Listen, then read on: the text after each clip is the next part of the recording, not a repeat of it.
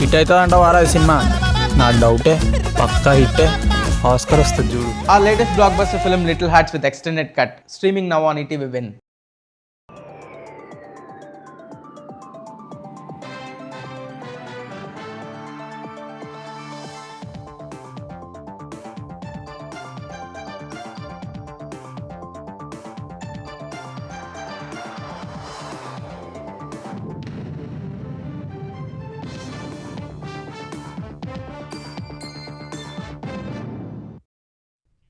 నమస్కారం, ఈటీవీ న్యూస్కి స్వాగతం. చెప్పిన రోజు చెప్పినట్లు పనిచేసే ప్రభుత్వం తమదని ముఖ్యమంత్రి చంద్రబాబు అన్నారు. ఆటో, టాక్సీ, మ్యాక్సీ క్యాబ్ డ్రైవర్లకు ఆర్థిక సాయం అందించే ఆటో డ్రైవర్ల సేవల పథకాన్ని ముఖ్యమంత్రి చంద్రబాబు ప్రారంభించారు. విజయవాడ సింగనగర్లోని బసవపున్నయ్య స్టేడియంలో జరిగిన కార్యక్రమంలో డిప్యూటీ సీఎం పవన్ కళ్యాణ్, విద్యాశాఖ మంత్రి లోకేష్ ఇతరులతో కలిసి ఆటో డ్రైవర్లకు ఏడాదికి 15,000 రూపాయల ఆర్థిక సాయం అందించే పథకాన్ని చంద్రబాబు ప్రారంభించారు. మొత్తం 2,90,000 మంది లబ్ధిదారుల ఖాతాలో 436 కోట్ల రూపాయలను ప్రభుత్వం జమ చేసింది. అర్హులై ఉండే పథకం అందకపోతే ఫిర్యాదుల స్వీకరణకు ప్రత్యేక వ్యవస్థను ఏర్పాటు చేసినట్టు సీఎం తెలిపారు. ఆర్థిక కష్టాలు ఉన్నప్పటికీ ఇచ్చిన హామీలను నెరవేర్చామని చెప్పారు. గత ప్రభుత్వ హయాంలో రోడ్లన్నీ గతుకులు తేలాయిన సీఎం తమ ప్రభుత్వంలో ఎప్పుడూ ఆ పరిస్థితి రానివ్వబోమని స్పష్టం చేశారు. సంపద సృష్టించి అందరికీ పంచుతున్నామన్న చంద్రబాబు కూటమి ప్రభుత్వంలో అర్హులైన ప్రతి ఒక్కరికి సంక్షేమ పథకాలు అందుతున్నట్లు గుర్తు చేశారు. వైసీపీ ప్రభుత్వంలో ఇబ్బందులను ఆటో డ్రైవర్లు తమ దృష్టికి తీసుకురాగా సంవత్సర కాలంలో వాటి పరిష్కారానికి కృషి చేశామని డిప్యూటీ సీఎం పవన్ కళ్యాణ్ చెప్పారు. నాడు గ్రీన్ ట్యాక్స్ భారంపై ప్రముఖంగా ప్రస్తావించగా ప్రస్తుతం తగ్గించామన్నారు. అంతకుముందు ముఖ్యమంత్రి చంద్రబాబు, డిప్యూటీ సీఎం పవన్ కళ్యాణ్, విద్యాశాఖ మంత్రి నారా లోకేష్, బీజేపీ ఆంధ్రప్రదేశ్ అధ్యక్షుడు మాధవ్ వేర్వేరు ఆటోలో సభా ప్రాంగణానికి చేరుకున్నారు. ఆటో డ్రైవర్ సేవలో పథకం లబ్ధిదారుల కుటుంబ సభ్యులతో కలిసి సుమారు 14 కిలోమీటర్లు నలుగురు ఆటోల్లో ప్రయాణించారు. ఆటోలో సభా ప్రాంగణానికి చేరుకోగానే ప్రయాణానికి సంబంధించిన డబ్బులను నేతలు ఆటో డ్రైవర్లకు అందించారు. వారి కుటుంబ స్థితిగతులను అడిగి తెలుసుకున్నారు. ప్రస్తుతం ప్రభుత్వం అమలు చేస్తున్న పథకాల అమలుపై చంద్రబాబు, పవన్, లోకేష్ ఆటో డ్రైవర్లను అడిగి తెలుసుకున్నారు. రోజుకు 10 నుంచి 12 గంటలు ఆటో నడుపుతూ కుటుంబాన్ని పోషిస్తున్నట్టు డ్రైవర్లు వారికి చెప్పారు. మాజీ సీఎం కేసీఆర్ తీసుకొచ్చిన మంచి పనులు ఆపాలనే ఆలోచనలో సీఎం రేవంత్ రెడ్డి ఉన్నారని మాజీ మంత్రి హరీష్ రావు ఆరోపించారు. హైదరాబాద్ కొత్తపేటలో టిమ్స్ భవనాలని బీఆర్ఎస్ ఎమ్మెల్యేలు సబితా ఇంద్రారెడ్డి, సుధీర్ రెడ్డిలతో కలిసి హరీష్ రావు పరిశీలించారు. టిమ్స్ ఆసుపత్రి నిర్మాణ పనులపై ఆరా తీశారు. అనంతరం మాట్లాడిన హరీష్ రావు టిమ్స్ నిర్మాణ పనులను రేవంత్ రెడ్డి సర్కార్ నత్తనడకన చేస్తోందని ఆక్షేపించారు. బీఆర్ఎస్ ప్రభుత్వం ఉంటే ఈ పాటికే టిమ్స్ పూర్తయ్యేదన్నారు. 6 నెలల్లో టిమ్స్ ఆసుపత్రి నిర్మాణాలు పూర్తి చేయాలని డిమాండ్ చేశారు. లేదంటే పెద్ద ఎత్తున ఉద్యమిస్తామని హెచ్చరించారు.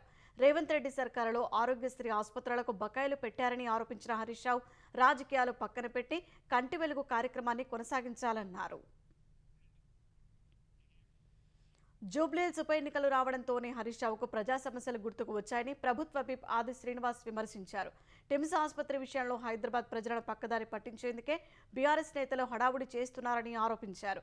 టిమ్స్ ఆసుపత్రి పనులు 90% పూర్తయ్యాయన్న శ్రీనివాస్ విదేశాల నుంచి మెడికల్ పరికరాలు రావాల్సి ఉండటంతో మిగతా పనులు ఆగాయని స్పష్టం చేశారు. 10 ఏళ్ల బీఆర్ఎస్ పాలనలో సూపర్ స్పెషాలిటీ ప్రభుత్వ ఆసుపత్రులను ఎందుకు పూర్తి చేయలేదో హరీష్ రావు సమాధానం చెప్పాలని ఆది శ్రీనివాస్ డిమాండ్ చేశారు.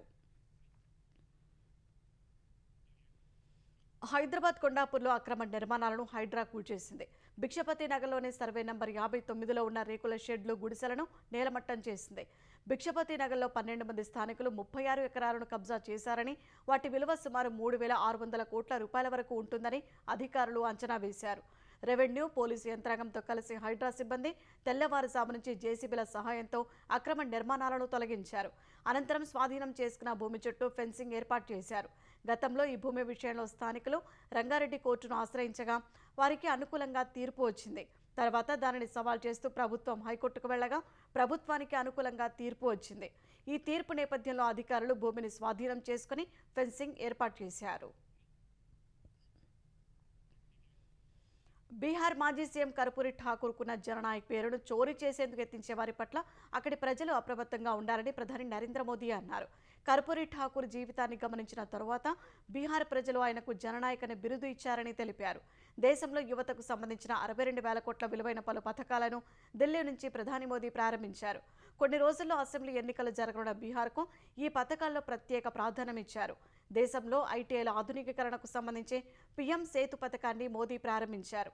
ఈ పథకం కింద కేంద్ర ప్రభుత్వం 60,000 కోట్లు వెచ్చించనుండగా దేశంలో 1000 ప్రభుత్వ ఐటీఐల్లో డిజిటల్ లెర్నింగ్, ఇంక్యుబేషన్ వంటి మౌలిక వసతులు కల్పించనున్నారు. బీహార్లో జననాయక్ కర్పూరి ఠాకూర్ స్కిల్ యూనివర్సిటీని ప్రధాని వర్చువల్గా ప్రారంభించారు. బీహార్లో దాదాపు 5 లక్షల మంది గ్రాడ్యుయేట్లకు 2 ఏళ్ల పాటు నెలకు 1000 చొప్పున భత్యం, ఉచిత నైపుణ్య శిక్షణ ఇచ్చే పథకాన్ని కూడా ప్రారంభించారు. ఆర్జేడీ, కాంగ్రెస్ పాలనలో బీహార్లో విద్యా వ్యవస్థ బలహీనంగా ఉండేదన్న ప్రధాని పై చదువుల కోసం విద్యార్థులు ఇతర రాష్ట్రాలకు వలస వెళ్లే పరిస్థితి ఉండేదని చెప్పారు. ప్రస్తుతం ఎన్డీఏ ప్రభుత్వంలో బీహార్ అభివృద్ధిలో దూసుకెళ్తోందని, ప్రతి గ్రామంలో పాఠశాల ఏర్పాటు చేశారని వివరించారు.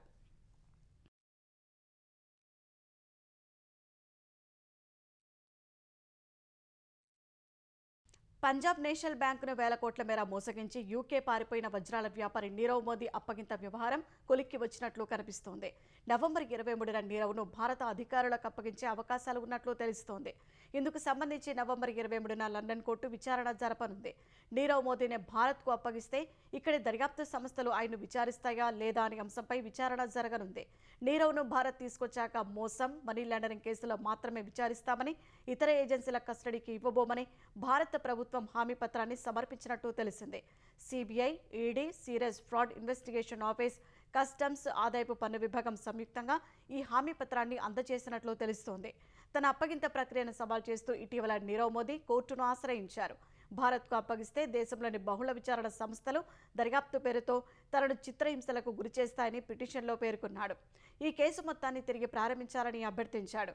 ఈ పిటిషన్ను లండన్ కోర్టు అంగీకరించింది. ఈ క్రమంలోనే భారత దర్యాప్తు సంస్థలు హామీ పత్రం సమర్పించాయి. దీన్ని పరిగణలోకి తీసుకున్న కోర్టు నవంబర్ 23న తదుపరి విచారణలో అతడిని భారత్కు అప్పగించే అవకాశం ఉన్నట్లు తెలుస్తోంది.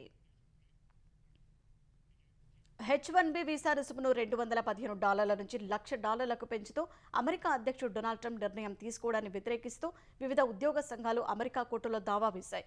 శాన్ ఫ్రాన్సిస్కోలోని ఫెడరల్ కోర్టులో ట్రంప్ నిర్ణయాన్ని సవాల్ చేస్తూ వివిధ ఉద్యోగ సంఘాలు తొలి దావా వేసినట్లు తెలిసిందే. ట్రంప్ నిర్ణయం పలు సంస్థలు, కార్మికులు, ప్రభుత్వ ఏజెన్సీలను సమస్యలోకి నెట్టేస్తుందని తమ వ్యాజ్యంలో వివరించాయి. విద్య, ఆరోగ్య విభాగాల్లో సిబ్బంది నియామకం చాలా కష్టమవుతుందని ఆందోళన వ్యక్తం చేశాయి. నిపుణులైన సిబ్బందిని కోల్పోవాల్సి వస్తుందని పేర్కొన్నాయి. H-1B వీసా రుసుమును $1,00,000 పెంచుతూ సెప్టెంబర్ 19న ట్రంప్ నిర్ణయం తీసుకున్నారు. దీనిపై పలు సంస్థల్లో ఆందోళన వ్యక్తమైంది. వెస్టిండీస్తో జరిగిన తొలి టెస్ట్ మ్యాచ్లో భారత జట్టు ఘన విజయం సాధించింది. అహ్మదాబాద్లో జరిగిన ఈ టెస్టులో ఇన్నింగ్స్ 140 పరుగుల తేడాతో భారత జట్టు జయభేరీ మోగించింది. ఈ మ్యాచ్ తొలి ఇన్నింగ్స్లో వెస్టిండీస్ను 162 పరుగులకే భారత్ ఆలౌట్ చేసింది. భారత బౌలర్లలో మొహమ్మద్ సిరాజ్ 4, బుమ్రా 3 వికెట్లతో రాణించారు. తర్వాత ఓపెనర్ కేఎల్ రాహుల్, మిడిల్ ఆర్డర్లో వికెట్ కీపర్ ధ్రువ్ జురేల్, రవీంద్ర జడేజాలు శతకాలతో చెలరేగడంతో భారత జట్టు 5 వికెట్ల నష్టానికి 448 పరుగుల వద్ద తొలి ఇన్నింగ్స్ డిక్లేర్ చేసింది. తొలి ఇన్నింగ్స్లో 286 పరుగుల వెనుకపడిన వెస్టిండీస్ జట్టు రెండో ఇన్నింగ్స్లో తడబడింది.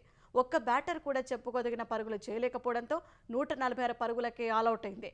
భారత బౌలర్లలో రవీంద్ర జడేజా 4, మొహమ్మద్ సిరాజ్ 3, కుల్దీప్ యాదవ్ 2, వాషింగ్టన్ సుందర్ 1 వికెట్ తీశారు. ఆల్రౌండ్ ప్రదర్శన చేసిన Ravindra Jadeja man of the match అవార్డును అందుకున్నాడు. ఆస్ట్రేలియా పర్యటనకు వెళ్లనున్న భారత జట్టును బీసీసీఐ ప్రకటించింది. ఈ నెల 19 నుంచి ఆస్ట్రేలియాతో 3 వన్డేలు, 5 టీ20 మ్యాచ్లు ఆడనుండగా వన్డే జట్టుకు సారథిగా శుభ్మన్ గిల్ను నియమించింది. ప్రస్తుతం వన్డే కెప్టెన్గా ఉన్న రోహిత్ శర్మ స్థానంలో శుభ్మన్ గిల్కు అవకాశం కల్పించింది. అయితే ఆస్ట్రేలియాతో వన్డే సిరీస్ ఆడే జట్టులో సీనియర్లు రోహిత్ శర్మ, విరాట్ కోహ్లీకి చోటు దక్కింది. శ్రేయస్ అయ్యర్ను వైస్ కెప్టెన్గా ఎంపిక చేసిన సెలక్షన్ కమిటీ వికెట్ కీపర్గా కేఎల్ రాహుల్ను ఖరారు చేసింది. మరో కీపర్గా ధ్రువ్ జురేల్ను ఎంపిక చేసింది. తెలుగు కుర్రాడు నితీష్ కుమార్ రెడ్డిని మొదటిసారి వన్డేలకు ఎంపిక చేసింది. వన్డే జట్టులో అక్షర్ పటేల్, వాషింగ్టన్ సుందర్, కుల్దీప్ యాదవ్, హర్షిత్ రాణా, మొహమ్మద్ సిరాజ్, అర్షదీప్ సింగ్, యశస్వి జైస్వాల్ చోటు దక్కించుకున్నారు. వన్డేల నుంచి జస్ప్రీత్ బుమ్రాకు విశ్రాంతినిచ్చారు. టీ20 జట్టు కెప్టెన్గా సూర్యకుమార్ యాదవ్, వైస్ కెప్టెన్గా శుభ్మన్ గిల్కు మరోసారి అవకాశం దక్కింది. అభిషేక్ శర్మ, తిలక్ వర్మ, నితీష్ కుమార్ రెడ్డి, శివం దుబే, అక్షర్ పటేల్, వరుణ్ చక్రవర్తి, బుమ్రా, హర్షదీప్ సింగ్, కుల్దీప్ యాదవ్, హర్షిత్ రాణా, రింకు సింగ్, వాషింగ్టన్ సుందర్ టీ20 జట్టులో ఉన్నారు.